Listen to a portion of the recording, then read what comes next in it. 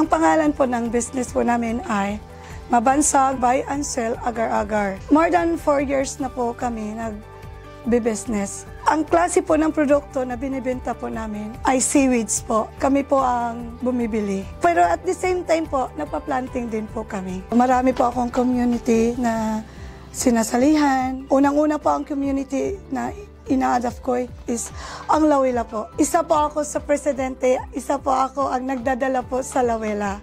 Dahil isa din po ako sa official dito sa aming purok. Meron pa po akong isang community, ang barangay health worker. Sa amin naman sa aming lugar dito, hindi po ako magsasawang tutulong sa kanila. Financial man o hindi. Basta kaya po ng aking katawan or kaya ng aming panghanap buhay.